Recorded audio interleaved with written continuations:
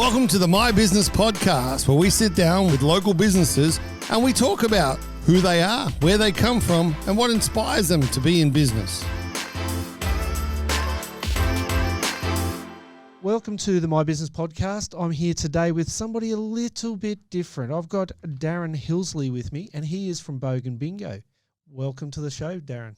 Thanks for having me. Mate, I've done a lot of these podcasts, and we've had real estate agents, business coaches, everything. Never had someone in an industry like yours. So explain to us. Never had a CEO again. A CEO. I've got a feeling that you've got all those kind of lines backed up for us. I love it. Yeah. Tell us about Bogan Bingo. Give us the backstory. How long have you been operating and how did it all start? Pretty fresh now, 18 years in. Yep. Must be doing something good. Yeah, something good. Got through. We've gone through, survived 2 recessions and a pandemic, so we're still here. So yeah, it's a cross between a trivia night and a comedy night. Yep. I started 2005, living in Melbourne. My housemate was the band booker for a venue around the corner, so we're on pretty good terms. So we'd spend enough money there to get to know the owner. And I was doing a lot of marketing for the backpacking industry, and that was off the back of me running a backpackers bar up in Cairns. Yep. And so I had that for a couple of years, and I was just, when you run your own bar, I had to come up with 7 different activities every night. There was no such thing as a weekend. So it was trivia night, karaoke night, open mic. Yep. All sorts of... Especially in an area like Cairns where there isn't a weekend up there, is there? No such thing. So, cane toad races, like all sorts of crazy things. So always had that part of my brain ticking over, and got down to Melbourne, and there was just trivia nights everywhere, pub poker nights. There was... the drag queen bingo nights have been going on, a bit of an institution. They're massive up here, bigger than Melbourne actually. And so, I didn't know whether I wanted to get into music or comedy, so I sort of just, jammed them all together. Combine them all. Threw it all together and started off doing disco bingo. We had a few good outfits ready to go for that. Then we did blingo, R&B bingo, and that was fun. And then, we went, someone mentioned, let's do Bogan Bingo. I was like, all right. And, that's the one that stuck. That stuck. Yeah. Like the jokes just tripled and the music was, a lot better. And it was just easy. And the crowd just sort of, the irony of doing it in a very upmarket, St Kilda, Elwood area. It's sort of our Thursday night there becomes sort of irony and cultish at the same time. Like, it was a bit of an institution there at the old lounge for about 2.5 years. And, it just blossomed from there. Yeah, my vision then was just to try and compete with the trivia nights and get 2 or 3 pubs a week. And then I thought, if I can do that, I can get off the dole and be a full-time entertainer. That was the dream. Was it always a dream to be an entertainer? I think so, yeah. Because I'm guessing you're born with that kind of ability. A little bit, yeah. I sort of look back and just can join dots now of people saying that about me without me really. Yep. I never wanted to be one. It's always in hindsight, I think. I'm just happy on stage with a beer in one hand and a microphone in the other. It doesn't get much better than that. It doesn't, no. Going to but work. I never had a dream. I got told I went to a psychic one time. It was 20, 30 years ago, and she said I'd get into comedy. Yeah. Really? Yeah. She goes, I remember. She goes, you got a tongue like the devil, and you should be doing comedy. And it's perfect. Yeah. Much. So here we are, 18 years later, when Bogan Bingo is all the rage. Yeah. It's in all states and territories in Australia. Yep, pretty much. I've got very healthy shows ticking over in WA, Adelaide. We've just finished Adelaide Fringe for about the 15th year. What a great festival the Adelaide Fringe Festival is. And it dodged COVID every time. Really? Yeah. I was down there 4 or 5 weeks ago when it was on, and I'd never seen it before, and all the street performers and it's magic. All that kind of stuff was fantastic. I had a great time. So we've got a team in Tassie. Whenever inquiry comes through, I've got a great team down there. And I think Darwin's about the only one, if I get an inquiry from, I have to sort of, get inventive. Make a few calls and tell people, remember that show you did for me about 3 years ago? Can you know? Let's do another one. You'll do it, yeah. So yeah, we try and it was mainly just to keep the price down, because we do a lot of fundraisers, and you don't want to be charging people flights and accommodation and stuff like that. So it's just very early on, I had to reduce the expectations of my own show being performed exactly the same way I wanted it. But for the sake of getting it out there, you sort of have to give that up. About probably apply the 80-20 rule there. And so you do the performing yourself? Yeah, still do it. Yep. So any two of your shows the same, or do you just let them take their own? No, I mean, if they were, I would probably still wouldn't be enjoying it after 18 years, because there's a script. Half of it's probably like a script of jokes and numbers and innuendo and stuff like that, and tributes, and the other half is a lot of crowd interaction, and with the air guitar competitions we have, and everyone dresses up now, so we've got prizes for best dressed guy, and we don't just hand them out. We get people to do a little catwalk and get a little bit competitive, have a bit of fun, and we get everyone to stand up, and then we ask some questions and get everyone to sit down as soon as they're not a bogan. We always get the last 5 people up on stage. We ask them a few more questions until there's one left standing, and so that creates such a space for something to be different all the time. Yeah, I love it. Yeah. Do you need anyone to come and work for you? He's all the time, especially here. Yeah, we might have to talk later on. What makes you do what you do? What's the thing that every morning gets you excited about what's happening today?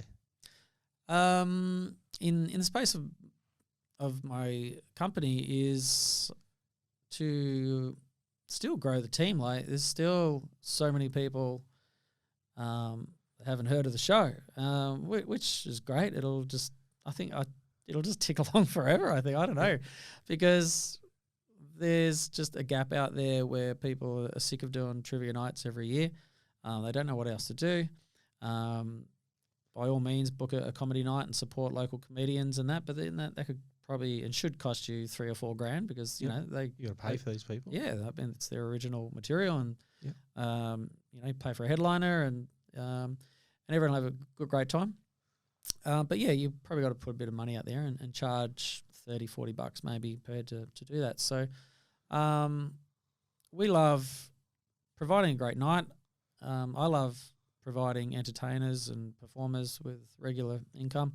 But we really love our clients, those mums, husbands or wives that get stuck on the fundraising committee or the social committee at work, and they have to or they want to provide a night for their community, and the website and everything that we do is set up for them to be so easy that they have fun as well, and they're not running around selling raffle tickets and printing up posters. We give them a 10-page manual, and the first thing we say is build your team. Yep. Send out the save the date. We've got all the artwork done. They just download it from the website, and all you have to do is provide 6 prizes at a table. Yep. We'll bring the rest, and our focus from then is, we'll call you 3 weeks out from the show, check on the numbers, tell you it's all right.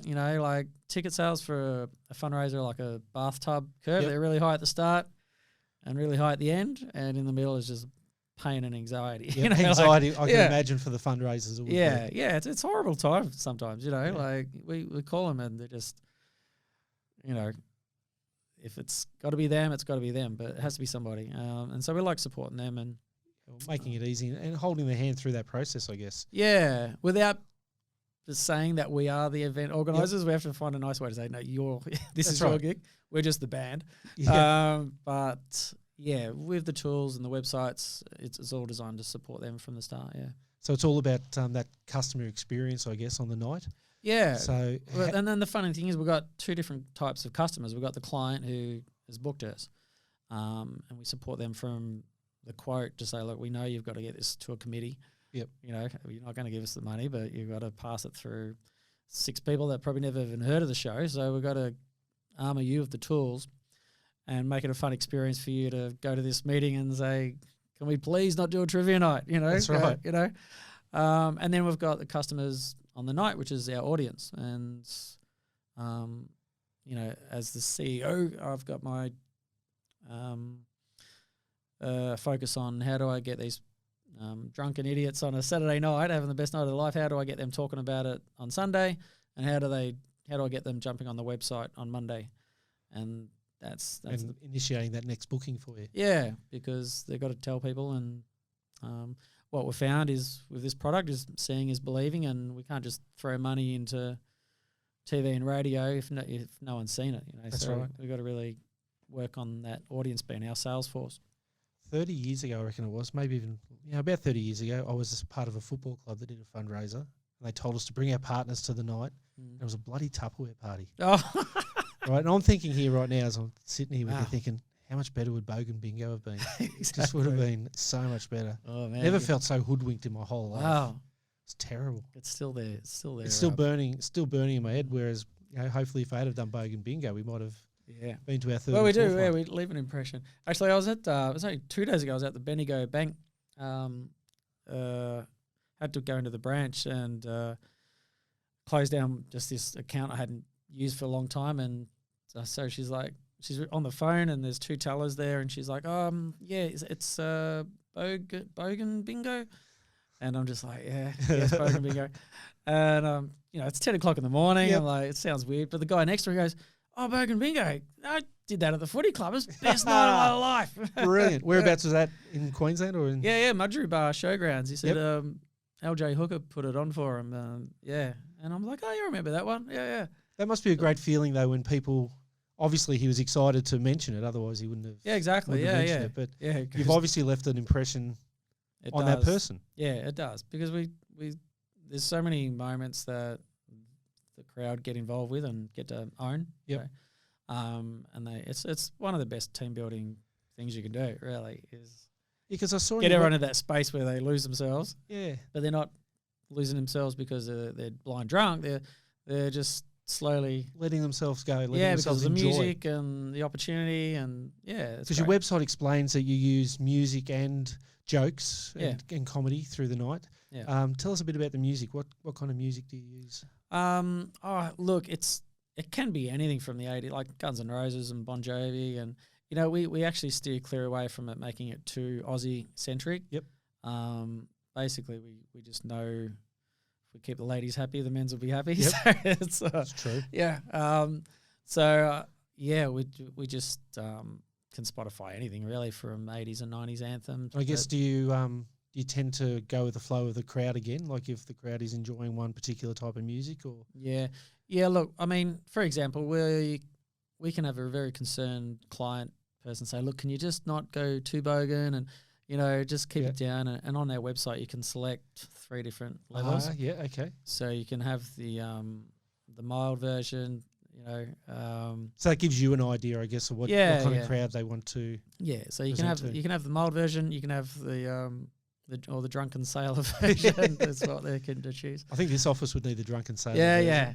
Or the other one is just PC, please. Otherwise, I'll lose my job. I think. So we sort of give them that permission to say that, but then we make sure that we play the Angels. Am I ever going to see your face again? Yep. Before the show, after about 45 minutes, it'll get played, and then you've got this client who's telling us not to swear, and then you've got 80 people go, no way, fuck off. And we're like, we're done, we're fine. Yeah. So we've got these ways of sort of reading the smelling the gas in the room. Yeah, I love it. And that song's like the canary you put down the mine. You mentioned team building before, team building exercises, and I saw on your website that you've worked with a lot of businesses, some very large businesses. So you go in there and it's just part of their team building. Yeah, we've done a lot of football clubs. I'm based in Melbourne. I can just recall like we've done the AFL, we've done Cricket Australia, we've done the Essendon Football Club.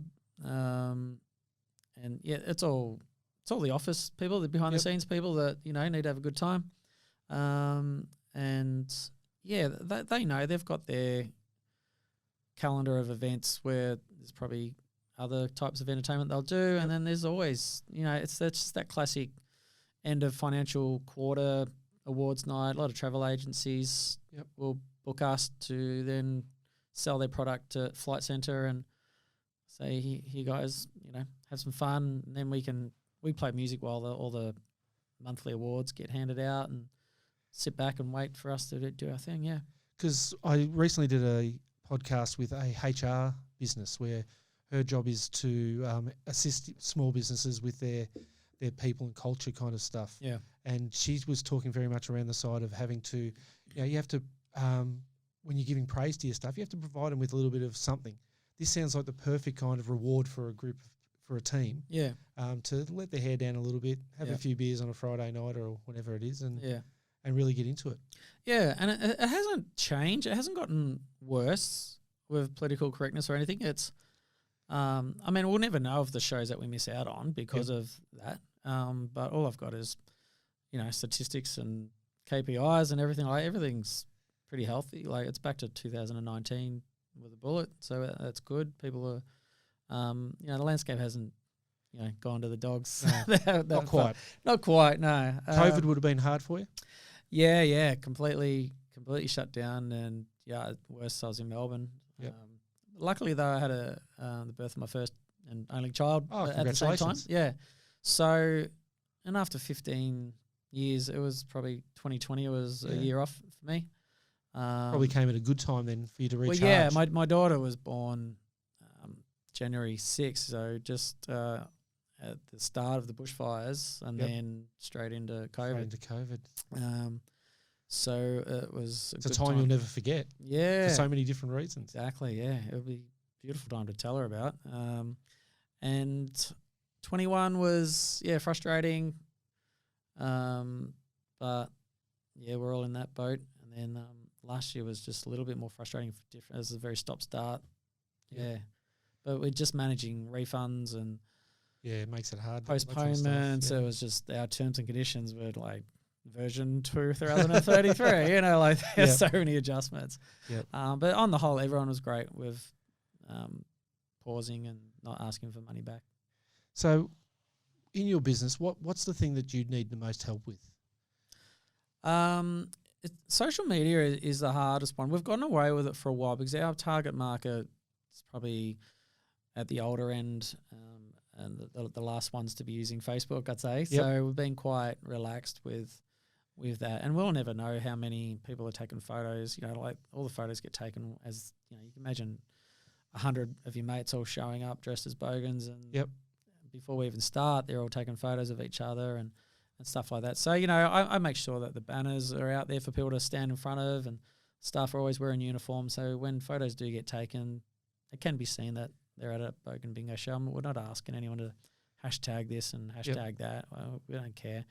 And then because social media, after 18 years, social media started happening in the middle of a lot of my performers. So getting them to do something like social media is like asking something extra, whereas new performers coming in, it's just normal for them. It's in their contract to take at least one photo of the show.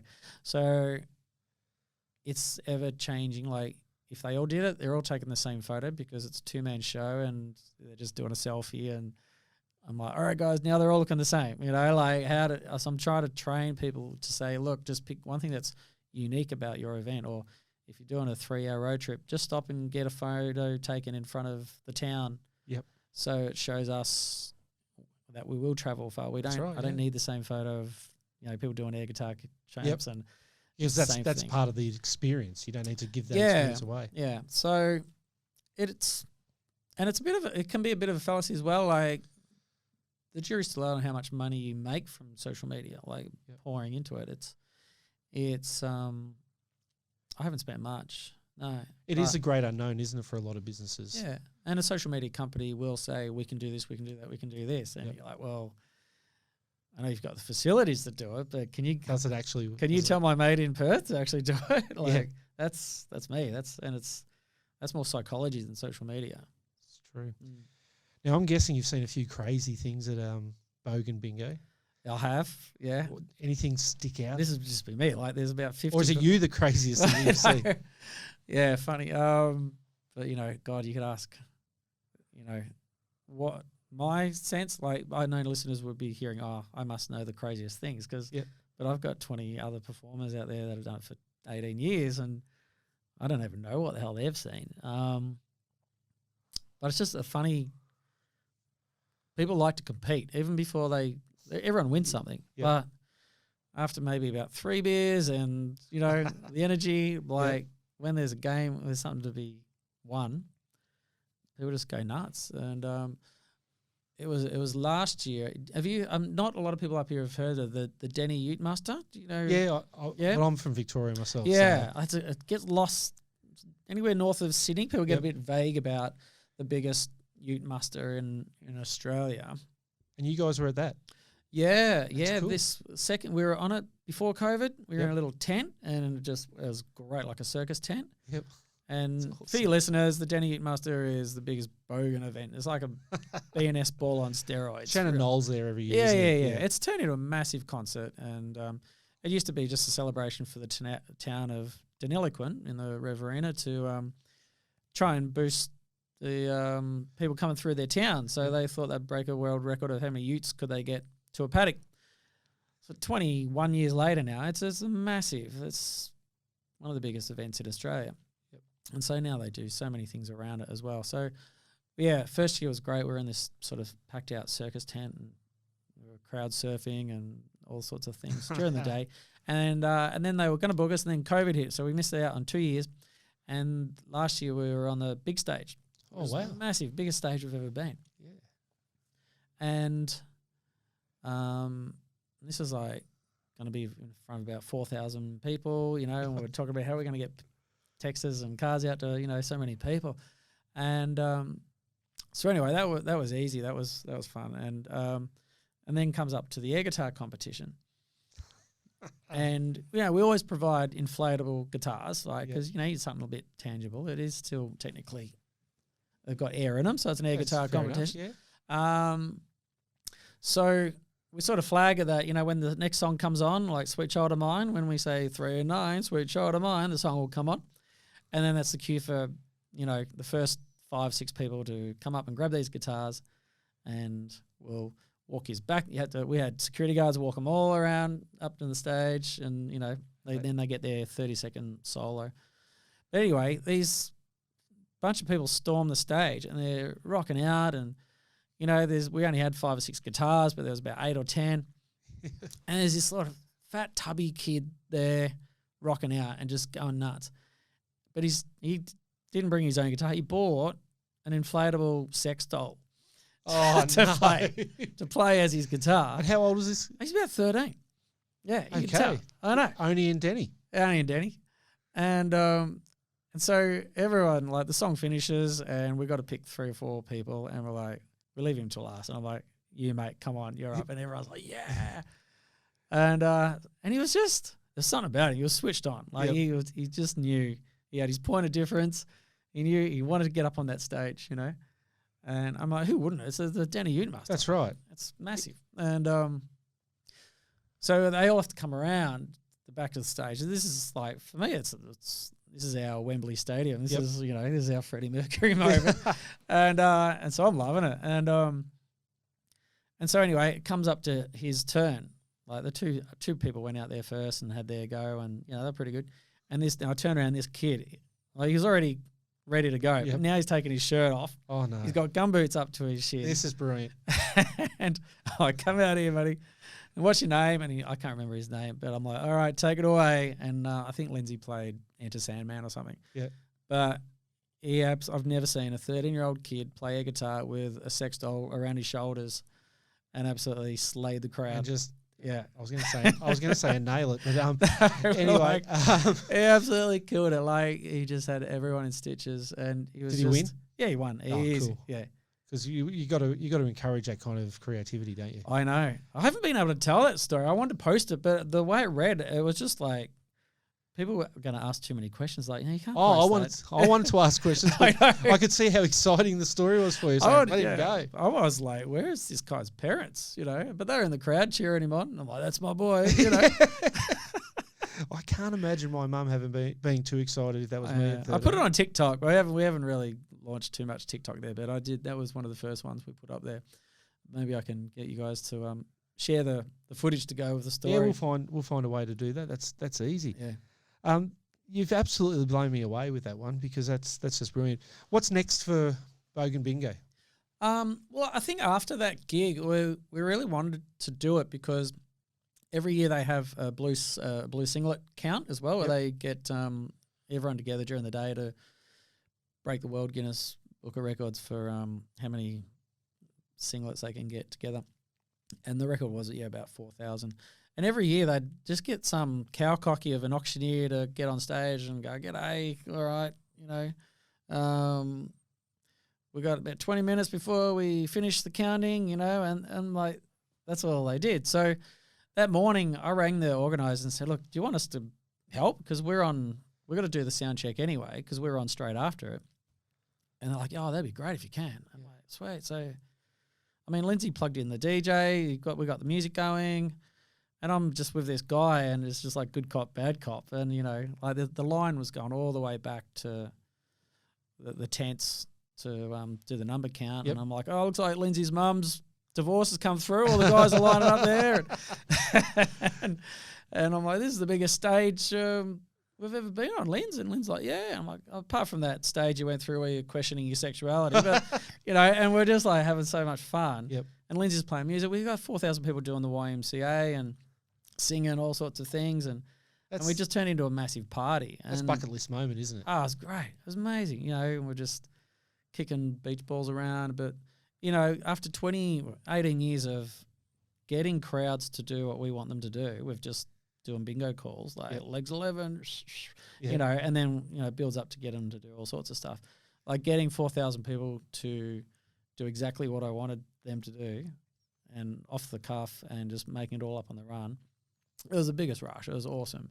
And to answer your question, that's where I'd love us to keep going with providing, emceeing festivals or, just getting on stage and just playing music in between, at events and adding that element of craftsmanship that, we've been able to provide. Do. Provide. Yeah, that's sort of our 10,000 hours of, crowd involvement, like maybe at games of football or coming out and doing finding ways to engage audiences but extend that to crowds and arenas. You've got me. I'm really. We can do it easy. Yeah, I know you can do it because the energy is like.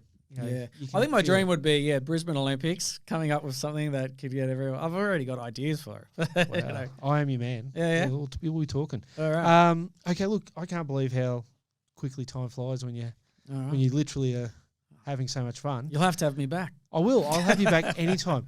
Boganbingo.com is where we go to if we want to get a quote and talk to you about hosting an event. Yeah. We should probably do we'll start our own podcast soon, I think, of just doing a weekly roundup of the shenanigans that go on. Well, I don't think it'd be hard. No, I have a couple of different hats that I wear, and I definitely can provide a little bit of input into that as well. Yeah, that'd be great. But look, boganbingo.com, get on there because honestly, if you are having a fundraiser or anything like that, or you just want something for a team building exercise, this is the way to get everyone engaged in something that will let them just lose themselves for a little bit. Yeah, and if you're in the southeast Queensland, you can get myself doing the show. It'd be like getting Colonel Sanders to cook your You get the main man. Chips. Exactly, you will. This is ridiculous. Get on board. Darren, it's been an absolute pleasure to have you. Thank you. Thanks for listening to the My Business Podcast, brought to you by Media 8 on the Podfire platform. If you want to be on our podcast, please reach out to the team on all our socials at mybusiness.pod.